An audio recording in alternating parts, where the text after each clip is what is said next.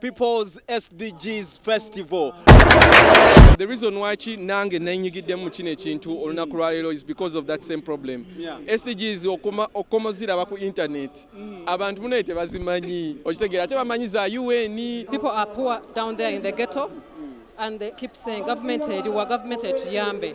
Abana bageta basinga tebakitegeera SDGs kyekiki okitegeera ate kirala n'oluzungu lungi nnyo. We need what they call a ghetto outreach. Ekintu kive waggulu gye kiri kituukire ddala ku grassroots.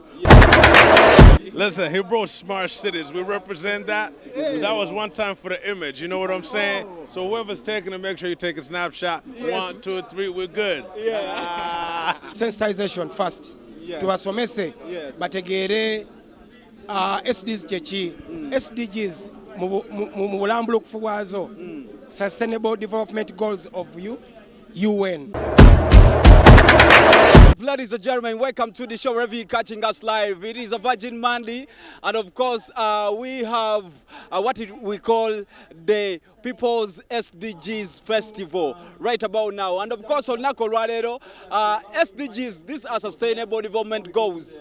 It is the goal of advocating for the well-being of everyone. Fena tuino kuberanga tuina good health, well-being, tuino kuberanga tuina affordable and clean water, tuino kuberanga tuina sustainable cities and communities. So you can as well read searching about the SDGs, very many.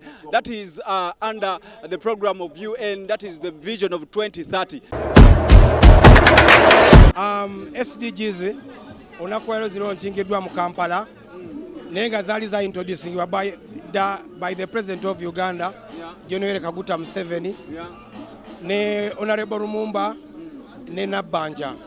So office of Prime Minister yasazeewo ezituuse wansi ku ground ku bantu ba ghetto basobole zimanya yensonga lwaki ndi involved into SDGs in the ghetto. Fe tugenda connecting abana ba ghetto yitu bamanye SDGs kuba tebazimanyi. Buli gwobuuza agamba kyekyo kyokka tezina kuyamba bo. Naye ate abantu abazimanyi ate bakyali mu office abazimanyi tezibagasa.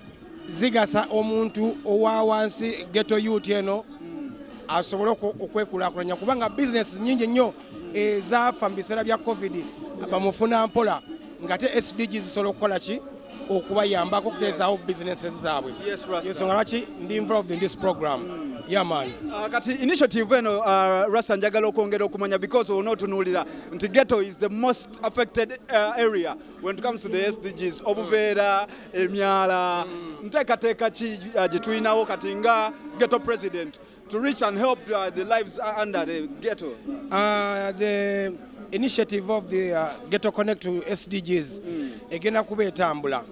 Tugenda kutuukira ddala ku muntu waki owa wansi kubanga twetaaga sensitization first. Tubasomese bategeere SDGs kyeki. SDGs mu bulambulukufu bwazo Sustainable Development Goals of UN.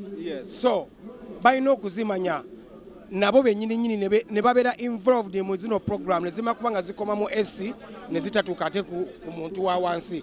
Twetaaga kusooka kugenda basomesa sensitization wansi ku ground outreach bamanye then batandika organizing. Abana bageta basinga tebakitegeera SDGs kyekiki okitegeera ate kirala n'oluzungu lungi nnyo n'ekirala bongeremukko oba bajje mu ghetto wansi bakiyise mu ghetto naye kati engeri gye bakireesemu wano era tulwanye n'amaanyi okulaba nga tusobola okuŋŋaanya ba ghetto youth. So ba ghetto youth ekintu tebakitegeera balina okugenda wansi mu ghetto ne bakibannyonnyola aye n'okumanya ngeri gye boogeramu nabo ba ghetto youth babaleke babeere free. N'ekirala kino ekintu kinene nnyo okuŋŋaanya ba ghetto youth bangi nnyo mu Uganda ne waba nga tewalina ssala. Omulamwa guno kwaita musooka kuguleeta eri wansi gye tuli ate ne muguleeta eno mu upstairs ng'ate kyemanyi ba ambassador ba ghetto youth abamu tebategedde ku kino kintu. omulamwa nga nze omuntu nsoba nga nagutegedde gwa sustainable development goals naye abantu bange abawansi we need what they call a ghetto outreach ekintu kive waggulu gye kiri kituukire ddala ku grassroot omuntu wa wansi ddala asobole okumanya what all the program is all about obimanyi presenter we need awareness, ghetto awareness. We have failed to get ghetto awareness. Chovola ba weakness tujifunye okumobilizinga ba ghetto youth banonga bobalaba okujja wantu wano. Babuzemu moral, babuzemu n'okutegeera ekintu kino kitambula kitya kiri ku nsonga ki. They need to know the core values of the system, you understand. SDG goals olunaku olwaleero, it's been too much of uptown. Era ojja kutunuulira nga olunaku olwaleero complaints ezimu zenfunye nti it's more of the SC guys. Douglas Mude ne mwogera oluzungu. Ate nno nkuba uptown downtown muganda wange I'm uptown downtown naye nga the reason why nange nenyigiddemu mu kino ekintu olunaku lwaleero is because of that same problem. SDGs okomoziraba ku internet abantu munaye tebazimanyi okitegeera ate bamanyi za UN si bya Uganda tebitukwata nako naye nga ate waliwo kubeerawo deliberate plan okusomesa abantu ki kye zitegeeza because at the end of the day kino kyekiri mu kukola kiri part of SDGs. Zero hunger. Nti tolina kubeeraawo ng'enjala ekuluma. Nti by mwaka 2030 tewalina kubeeraawo munnayuganda oba muntu yenna mu nsi ng'enjala ekola ki? Emuluma. No poverty, your goal number 1. Nti omwaka 2030 tewalina kubeeraawo muntu nga mwavu. Then waliwo ebya economic empowerment, education, health, goals nyingi nnyo. Nti oziraba byonna bye tuluubirira. Ne just tugamba nti muyigirize abantu baffe nti goal etegeeza bweti tuluubirira kino tugenda kikola bwe tuti ng'eggwanga. But approach your awareness and sensitization, how is it like? Because ojja kutunuulira nti waliwo miss connection when it comes to the delivery. How are you going to go about it? Naddala abantu nga bali mu space. Douglas, you have a space where you reach your voice to the people on ground. Kati nze olaba siri ku committee waggulu ya SDGs naye nange I contribute to the SDGs. Ntia I am helping young people get economically empowered. Twina association, but I mean NGO Bagita Purpose Skills Clinic Foundation. I've had an interview with them just right now. So abaana abo tuyamba okubayigiriza nti woba oferinza okufuna omulimu togwamu ki maanyi. Waliwo ebintu ebirala byinza okukola omwana ono akutte kamera ogwo mulimu. Nedda walinga tosagamba muzadde nti nyaga kubeera cameraman n'akuba engalo. Bino bye tukola bino ebya MCing bikyoli MC. Edda wali okusobola okugamba muzadde omuno osobola okuba MC mbuno otandika otya ne kakati osuka n'oba MC kati ate n'okola ku TV. In fact oyinza n'okola ku TV nga toyise mu Makerere University. Even if you have not gone to school to study for a particular kind of profession, the popular professions like say being a lawyer or an accountant, you have a vision and you have a dream and you definitely have a skill. So what can you do to ensure that you get out of poverty? For example, you could be a dancer. You could know how to sing. You could know how to craft. So all those are things that one can use to get themselves out of poverty, not necessarily waiting for the government to come and help.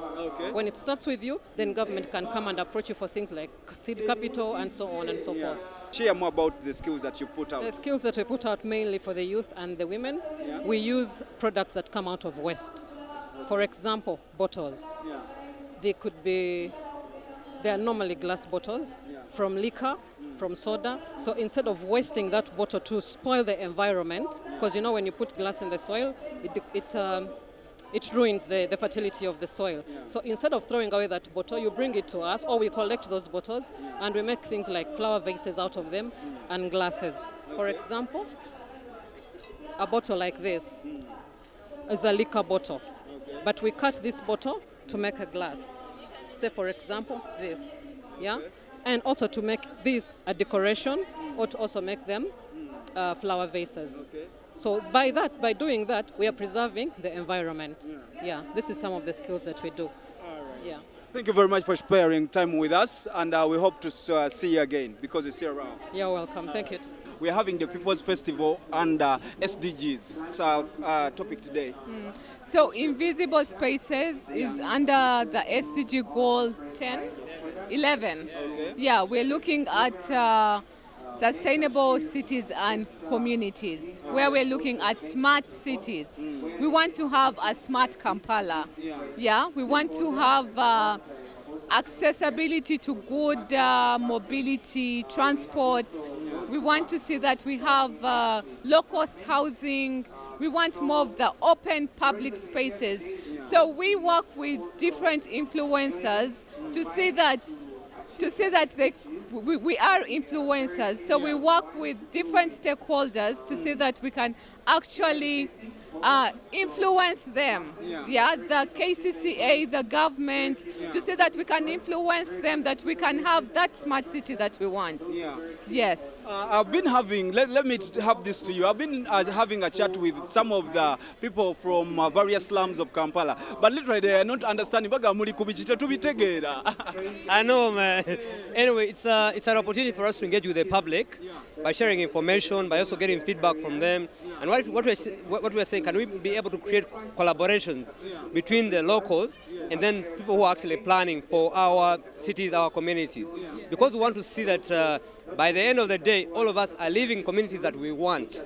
You know, so a bit of connectivity, access, issues to do with shifting, but we want to see that we identify with talents, young people who are talented maybe in housing options or mobility options, so that we see that the solutions are owned by us, not by anyone else. So we want to get something from the US or UK, and we just bring it over here, but want to localize the talents so that the people can be part of the solutions. Yeah, so that at least we can have the rappies, those who are talented, to have their space and show their rappers. Thank you very much, Susie. I didn't get your name. Richard Hammer is my name. Richard, yes, thank you very much for sparing your time talking to us. Ladies and gentlemen, I can't wait. I can't go away without talking to Baba. Baba, let me talk to you just a minute because we can't go away without talking to you. How are you doing? I'm all right, my brother. How are you? Everything's so nice. Today is so amazing. You are one of the few artists who always stand up for this kind of initiative. Listen, he brought smart cities. We represent that. That was one time for the image. You know what I'm saying? So whoever's taking it, make sure you take a snapshot. Yes. 1, 2, 3, we're good. Yeah. So, but let's share about the People's SDG Festival. Right about now, abantu bayinza ogamba it's more of uptown. Tebabitegera oluzungu lungi. Okusoma kungi era okuvunula kusaanidde. Simanyi baba bataddewo budget y'okuvunula naye abavunuzi bettanire bagwe mu SDGs. Bajje bafune ku mirimu. Mirimu gyegiri anti eradicating poverty. Ffe tuli wano tuli mu invisible spaces, creating collaborations of how we mobilize to ensure that our communities are revitalized, they are redesigned to fit an environment that suits our children, our elderly, the disabled, you know what I mean? And so all of that is part of what we're here engaging in to ensure that we can not only contribute our thoughts, but be proactive in bringing people together who really want to see better neighborhoods in our communities. Okay. Yeah. Thank you very much. As an artist as well, how best can we do the approach nadala ku bantu bawansi, because we are not going to overlook music because music speaks louder than anyone. Yeah, I mean, music is a powerful force. If you've been at this event, a lot of entertainment has been happening. I've had poets, I've had traditional dancers, I've had singers, you know what I mean? I've had beatboxers, I've had MCs, so music is definitely a part of this platform. What I would like to encourage him, though, is to really create thematic, educating templates that fit the motto of the SDGs, because I think that needs to be paid attention to. Whenever I come into a venue, it's because it's by invitation, and I start analyzing, what we could do better, what we could improve, and how it could benefit the youth, especially those who are marginalized. Yeah. Thank you very much, Baba. Thank you for advocating for the youth. You know what I'm saying? Bavubuka forever. Yes. You know what I'm saying? Omoyo. Moyo gwa kubawo kitegere emibiri nga givuddewo. Yes, man.